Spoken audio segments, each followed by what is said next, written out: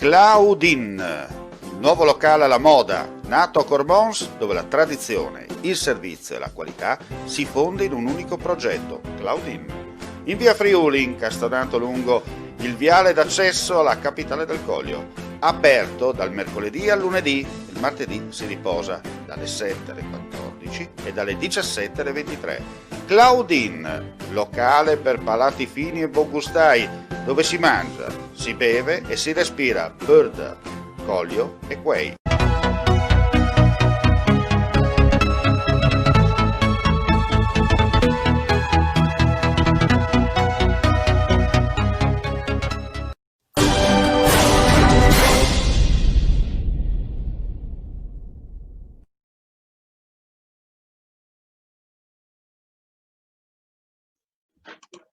Eccoci qua, gentili amici e amiche alla visione all'ascolto. Dunque riprendono i nostri appuntamenti settimanali, giornalieri con linea diretta. Il lunedì è il primo giorno della settimana. Abbiamo già, voi vedete, collegata da quel di Cervignano del Friuli, Consuelo Modeste, una collega, giornalista, insomma, per fare una chiacchierata con lei un po' in generale di quello che è accaduto. Chiaramente col maltempo ci concentreremo su Forni di Sopra.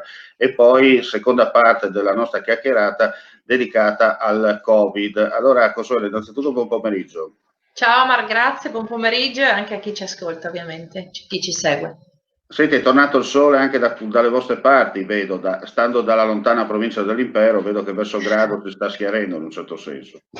Sai, è sempre il riflesso della laguna, no? Per cui ogni tanto ne riusciamo a beneficiare prima di voi. Sì, Certo, c'è qualche riflesso che dà uno spiraglio di serenità più che altro, no? Il sole ci serve a chiaro. questo in questo momento. Sì. Serve un po' in generale il sole, no? Visto anche l'andamento non solo dovuto al maltempo, ma un po' alla situazione particolare in cui stiamo vivendo. Ma io che sono meteoropatica, ti dico la verità, attendo proprio il sole anche per sentirmi meglio, sia fisicamente che psicologicamente.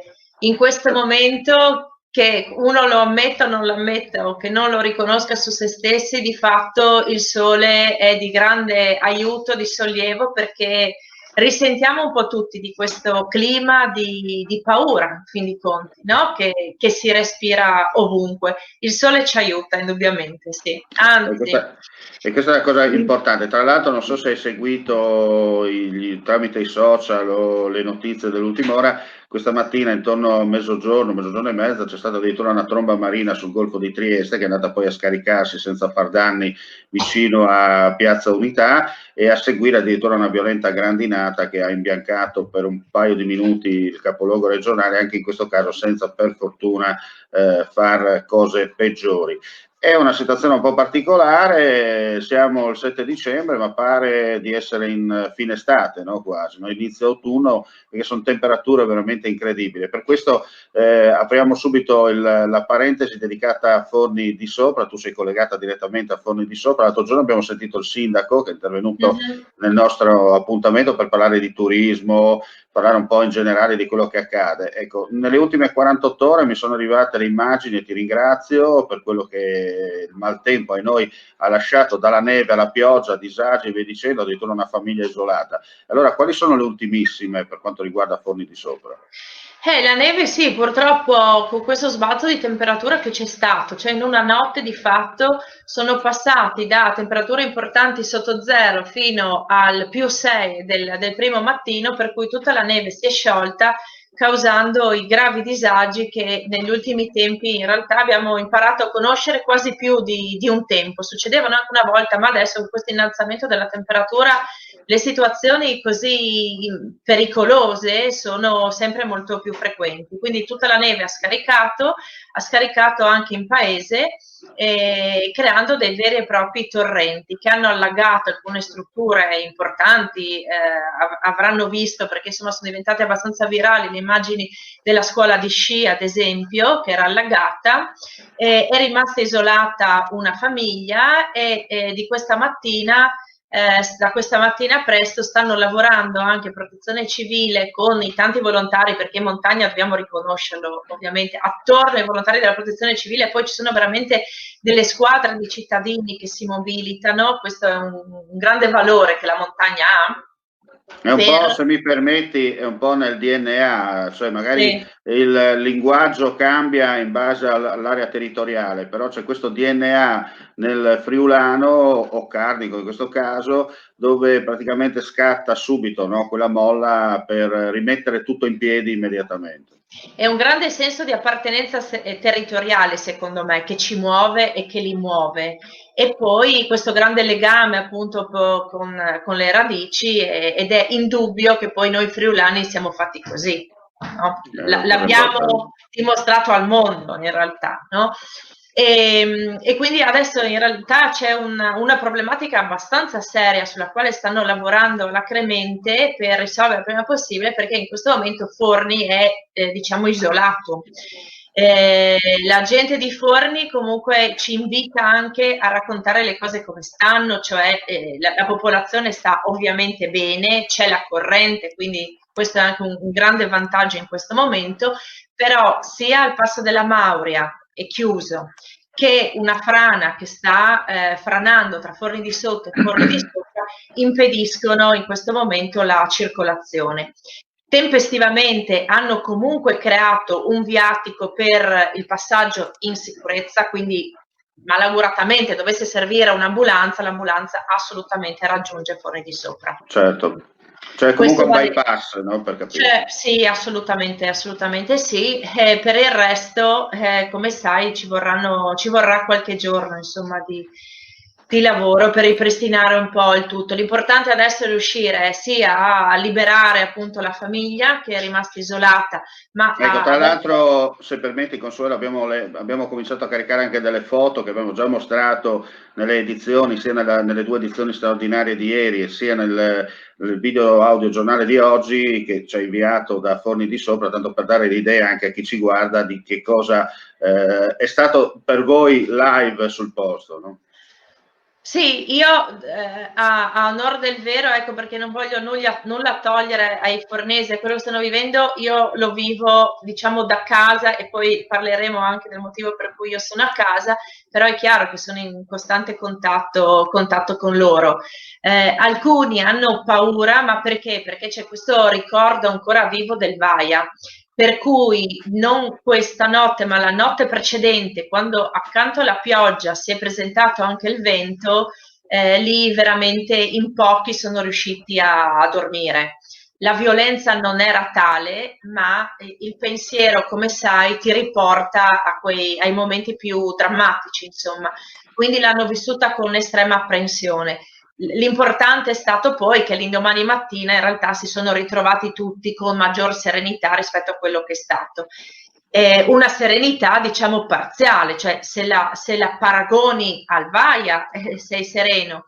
In questo momento, trovandosi comunque in montagna, con gli impianti chiusi, con la speranza che un po' la loro vita anche dal punto di vista turistico potesse riprendersi alla luce del nostro ritorno in zona gialla, tutta una serie di speranze che i fornesi avevano e che in questo momento, mannaggia, diciamo, richiedono ancora un po' di pazienza. Questo Certo. 2020 ci ha messo veramente alla prova da tanti punti di vista. Insomma, non si aspetta l'ora che arrivi la fatidica ora del 31 dicembre per cambiare il calendario, no? E ci auguriamo, insomma, che il 2021 sia un po' positivo e che dia, insomma, quel motto, quello spirito per ripartire, cancellando definitivamente questo anno bisesto, che è proprio bisesto a 360 gradi, no? Anzi, a Sì. 366 giorni, per la precisione. Ah, sì, sì, sì, bravo, bravo, assolutamente. Sì, poi tra l'altro non lo potremo neanche festeggiare, ma va bene così non festeggiare il 2020, no? Festeggeremo la fine proprio del 2020, ognuno a modo proprio in casa, da quanto sembra comunque, no? Si perdurrà questa disposizione di festeggiarlo in casa. Mi sa che bruceremo ogni ricordo del 2020 dentro il caminetto, immaginando un 2021 totalmente diverso, sia dal punto di Certo. vista personale, della salute in primis, che anche meteo. Perché adesso comunque abbiamo bisogno di un meteo, soprattutto per la nostra montagna, che ci dia una mano a superare questa lunga difficoltà che abbiamo vissuto. No? Chiaro. Senti, ancora una volta però, come hai sottolineato tu, il maltempo mette in mostra le magagne, no? Seppur gli interventi ci siano, seppur la prevenzione viene fatta costantemente, basta poco per rimettere tutto a zero. Tra l'altro, come hai sottolineato, sabato notte la neve, dal pomeriggio fino alla notte, poi all'improvviso l'alzamento delle temperature che ha trasformato appunto la neve in acqua e da lì è venuto fuori un po' tutto il disastro. Abbiamo visto anche nella provincia di Pordenone immagini veramente incredibili, no? Con l'acqua che sta girando in alcune zone della città e nell'Interland. Per fortuna i danni sono contenuti rispetto a quello che si era immaginato, e questo, ripeto, questo porta a tenere sempre alta l'attenzione e non dar tutto per scontato. Ma della messa in sicurezza poi del Meduna, dell'Ivenza, se ne parla, Omar, da quando?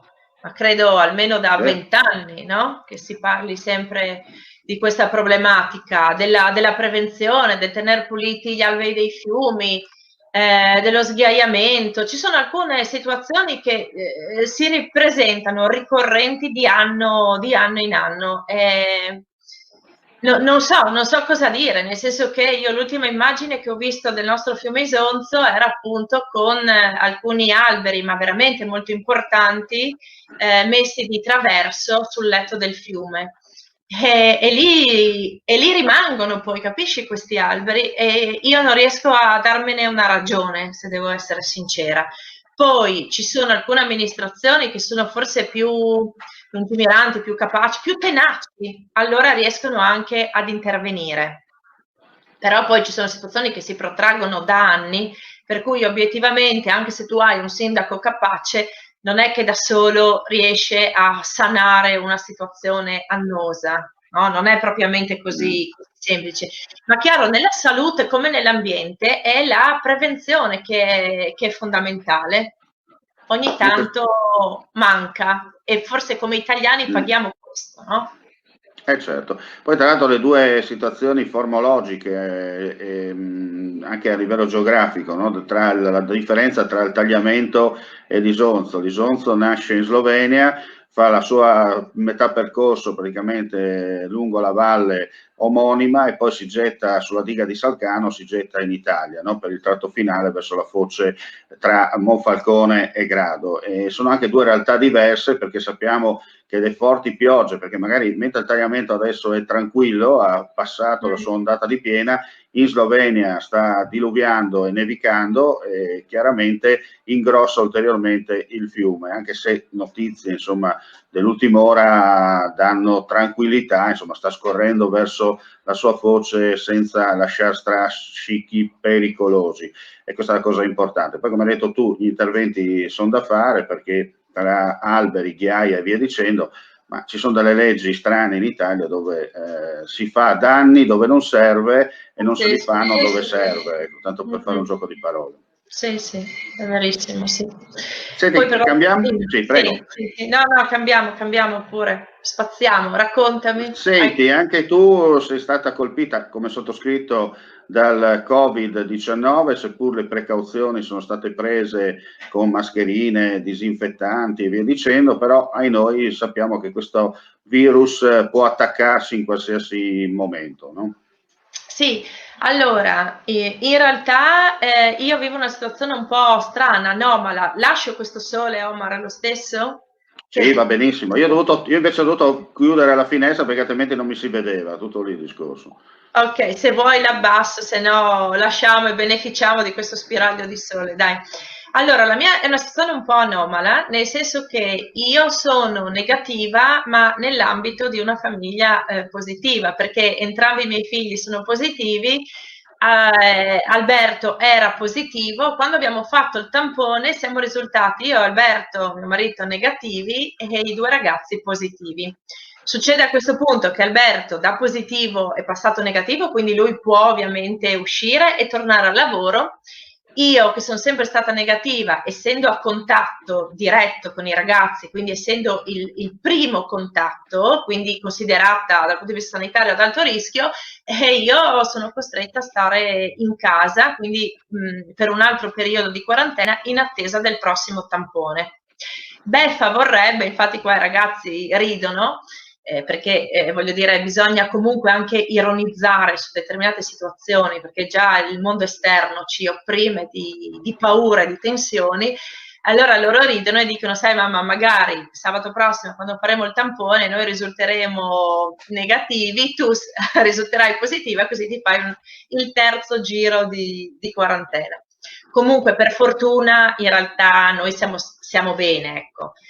Si è manifestata in maniera totalmente diversa in loro tre, e Alberto in maniera un pochino più pesante, con un'influenza però classica, diciamo, con dolori muscolari, articolari ed un forte mal di testa.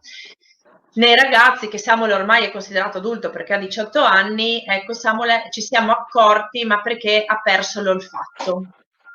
Sara è più piccola e per fortuna, diciamo, i più piccoli sono asintomatici in linea di massima. Ha avuto un giorno, ecco, di mal di testa, però sono positivi, quindi di fatto stiamo vivendo in questa condizione di quarantena da 15 giorni, e posso dire che è un'esperienza familiare in realtà da raccontare, sebbene noi stiamo ovviamente bene. Chiaro. La cosa importante è questa. Ecco. Sì, sì, sì, assolutamente sì. Abbiamo purtroppo, anzi, sono testimone diretta di una situazione un po' meno positiva per quanto riguarda dei miei cugini, uno in particolare, che io sono sempre stata, ti dico la verità, molto scettica, ecco, su questo virus. Io continuo a essere convinta che se fosse un virus naturale saremmo riusciti anche a sconfiggerlo in qualche modo con quelli che sono ormai gli avanzamenti medici ai quali siamo arrivati. Invece devo dirti che quando questo virus riesce a colpire i polmoni è un virus veramente carogna, e mi lascia basita il fatto che non riusciamo a salvare le vite di tutti, ecco, a fronte di questo virus. Senti, Consuelo, perché io tra l'altro ho vissuto la stessa tua esperienza, anche se in maniera, diciamo, di un grado superiore, nel senso che ho avuto un paio di giorni febbre alta, forti dolori, veramente non potevo nemmeno, diciamo così, muovere gli occhi perché vedevo le stelle, no? Come si dice in questi casi. Poi per fortuna il fisico ha reagito bene e sono riuscito a eliminare quella prima fase. Chiaramente con il tampone, con i 2 tamponi fatti, ero asintomatico, di conseguenza mi sono dovuto fare 28 giorni, tra parentesi, di ferie forzate, perché chiaramente non potevo uscire di casa se non nel cortile e basta, ma senza avere contatti diretti. Ho avuto la fortuna, io vivendo in casa con mia mamma, che lei però per sua fortuna si vede che lei ha ancora un fisico molto, molto tosto, come si dice, un po' anche con il suo carattere, no? Dura, ma quando serve serve, e che ha fatto sì che lei praticamente è rimasta immune in un certo senso al tutto. Però, come hai detto tu, ci sono dei casi anche di amici personali, veri cari amici, che in queste ore, in questi giorni si trovano intubati all'interno dell'ospedale di Udine in terapia intensiva, in una situazione un po' strana, no? Sei lì nel mezzo, non migliora ma non peggiora, però potrebbe essere che la cosa vada avanti molto per le lunghe, e se, diciamo, riesci a portare fuori, riesci a rialzarti da quel letto e fare tutta la fase post degenza, come minimo possono tranquillamente passare 3-4 mesi, perché questi sono i dati. Magari purtroppo anche gente che ti diceva: ma lascia stare, è una stupidaggine, si stanno inventando sta cosa del virus, non è vero, è tutta una campagna mediatica fasulla. Poi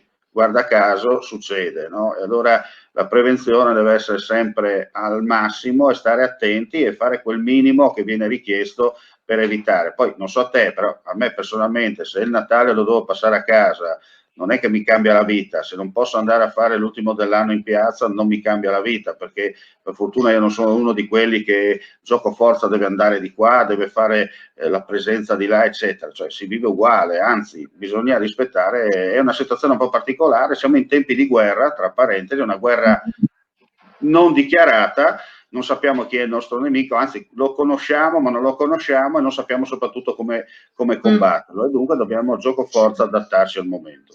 Sì, allora hai ragione, nel senso che anche a me non cambia la vita festeggiare il Natale in casa piuttosto che altrove. Però ci sono delle situazioni, e io è su questo in realtà che invito un po' a riflettere, no?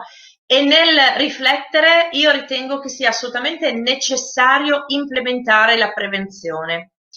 Il che significa, dal mio punto di vista e in base all'esperienza che ho vissuto diretta anche con questo mio cugino che purtroppo è stato intubato, adesso grazie al cielo è stato estubato, però dal mio punto di vista si potrebbero organizzare dei presidi comunali in modo che ci sia un controllo sul proprio territorio, perché noi viviamo, il Friuli Venezia Giulia perlomeno, come dire, si snoda in tanti piccoli comuni.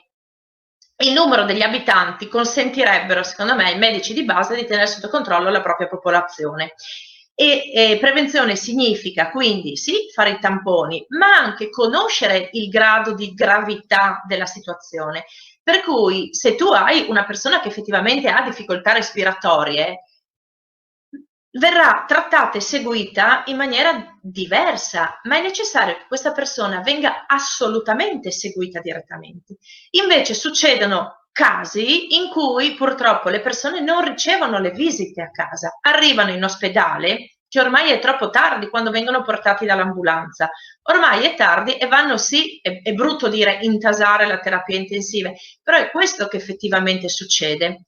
Poi le terapie intensive, caspita, non servono solo ed esclusivamente per il Covid, ci stiamo dimenticando che le terapie intensive servono anche ad altre persone. Ci sono poi gli infartuati, ci sono le persone che hanno un ictus e hanno bisogno di altrettante cure, senza parlare dei malati oncologici. Quindi secondo me bisognerebbe un po', almeno questo parlo in base all'esperienza che io ho vissuto direttamente e anche attraverso due miei cugini, ma uno insomma in particolare, il monitorare il proprio territorio. A mio cugino che ha 70 anni gli è stato detto, e abita da solo, perché ormai i figli sono grandi, vi dicendo, insomma ci sono 1000 ragioni per cui uno può anche vivere da solo. A questo mio cugino è stato detto prenditi la bombola dell'ossigeno e applicatela. Ma come si può immaginare? Io purtroppo ancora non conosco il nome di questo medico, ma nel momento in cui mio cugino si riprenderà e se riusciamo a recuperare il nome del medico, ti assicuro che io vado a fargli una visitina, no? Poi non cambia niente. Però come si può dire ad un paziente che già è spaventato, che ha 39 di febbre da una settimana e via dicendo, prenditi la bombola e arrangiati. Ecco, queste sono situazioni che fanno imbufalire, ma fanno anche preoccupare in questo preciso momento. Beh, questo insomma per ritornare al discorso della prevenzione, che secondo me insomma la prevenzione è assolutamente fondamentale e in questo momento va implementata dal mio punto di vista sul territorio, visto che abbiamo una capacità territoriale che secondo me saremmo in grado di monitorare. Per quanto riguarda l'altro aspetto di cui mi parlavi, ovvero un po' del vivere il Natale come tradizione, come costume, in realtà fino all'altro anno anch'io avrei potuto darti ragione e dirti pazienza, ognuno lo fa a casa propria. In quest'anno bisestile e per me drammatico sotto tanti punti di vista, mi è cambiata la situazione familiare. Mio padre si è ammalato di ictus, ne sta uscendo ma con moltissima lentezza e ha bisogno mio papà di noi. Io abito a Cervignano, lui abita a Terza, 2,6 chilometri di distanza.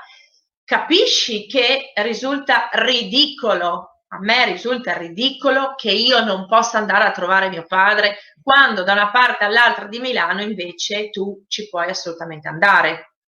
Allora mio papà in questo momento ha bisogno di noi, perché ha bisogno per la sua sopravvivenza, perché oltre al Covid ci sono queste situazioni di isolamento, di senso di solitudine, di lontananza dai parenti e via dicendo, per cui la presenza dei figli e dei nipoti è determinante.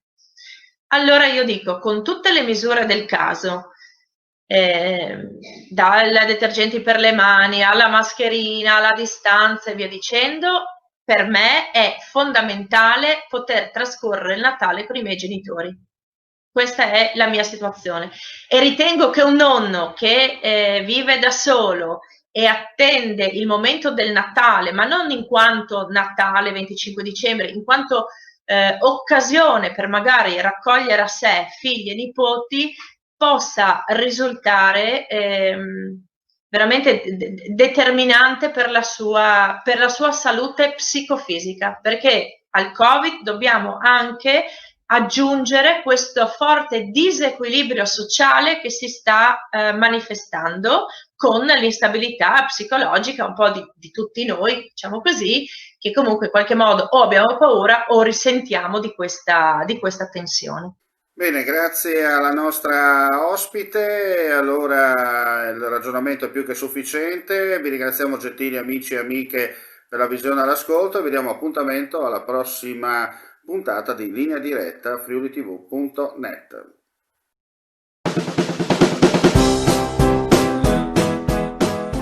Claudin, il nuovo locale alla moda, nato a Cormons, dove la tradizione, il servizio e la qualità si fonde in un unico progetto, Claudin.